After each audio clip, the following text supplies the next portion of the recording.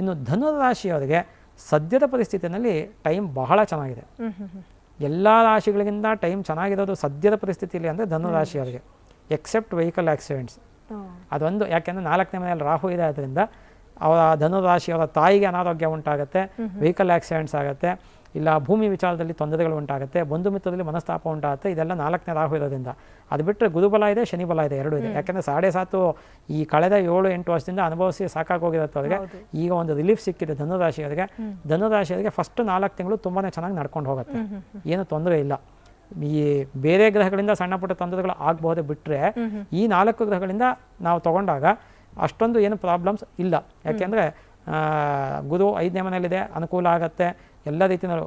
Last ಮೂಮೆಂಟಲ್ಲಿ ಮದುವೆ ಆಗ್ತಕ್ಕಂತಹ ಯೋಗ, ಕಂಕಣ ಭಾಗ್ಯ ಇರುತ್ತೆ ಅವ್ರಿಗೆ, ಮತ್ತು ಮಕ್ಕಳು ಆಗ್ತಕ್ಕಂಥದ್ದು, ಮತ್ತು ವಿದ್ಯಾರ್ಥಿಗಳಿಗೆ ಯಶಸ್ಸು ಕಾಣ್ತಕ್ಕಂಥದ್ದು, ಮತ್ತು ಉದ್ಯೋಗದಲ್ಲಿ ಪ್ರಮೋಷನ್ಸ್ ಆಗ್ತಕ್ಕಂಥದ್ದು, ಇಲ್ಲ ಸ್ಯಾಲ್ರಿ ಹೈಕ್ ಆಗ್ತಕ್ಕಂಥದ್ದು, ಇಲ್ಲ ಬೇರೆ ಉದ್ಯೋಗಕ್ಕೆ ಟ್ರೈ ಮಾಡ್ತಿದ್ರೆ ಸಿಗ್ತಕ್ಕಂಥದ್ದು, ವ್ಯಾಪಾರದಲ್ಲಿ ಅನುಕೂಲ ಆಗ್ತಕ್ಕಂಥದ್ದು, ದೂರ ದೇಶ ಅಥವಾ ವಿದೇಶ ಪ್ರಯಾಣಗಳಿಗೆ ಏನಾದರೂ ಪ್ರಯತ್ನ ಪಡೋದಿತ್ತು ಅಂದರೆ ಈ 4 ತಿಂಗಳುಗಳಲ್ಲಿ ಆಗ್ತಕ್ಕಂಥದ್ದು, ಇವೆಲ್ಲವೂ ಕೂಡ ಆಗ್ತಕ್ಕಂಥದ್ದು ಧನುರಾಶಿಯವರಿಗೆ ಇದೆ.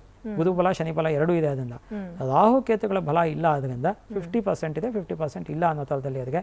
ಆದರೂ ಕೂಡ ಕೇತು ದಶಮದಲ್ಲಿತ್ತು ಅಂದ್ರೂ ಸ್ವಲ್ಪ ಮಟ್ಟಿಗೆ ಶುಭ ಫಲವನ್ನು ಉಪಚಯ ಸ್ಥಾನದಲ್ಲಿದ್ದಾನೆ. ಅದರಿಂದ ಕೆಲಸದಲ್ಲಿ ಆಗಲಿ ಎಲ್ಲೇ ಆಗಲಿ ಅನುಕೂಲ ಮಾಡಿಕೊಡ್ತಾನೆ. ಆದರೆ ಕೆಲಸದಲ್ಲಿ ಸ್ವಲ್ಪ ತಾವು ನಂಬಿರ್ತಕ್ಕಂಥವರೇ ಅವರಿಗೆ ಬೆನ್ನು ಚೂರಿ ಹಾಕೋದು ಅಂತ ಇರುತ್ತಲ್ಲ, ಆ ಥರ ಮಾಡ್ತಕ್ಕಂಥ ಜನಗಳಿರ್ತಾರೆ. ಸ್ವಲ್ಪ ಎಚ್ಚರಿಕೆಯಲ್ಲಿ ಇರಬೇಕಾಗುತ್ತೆ.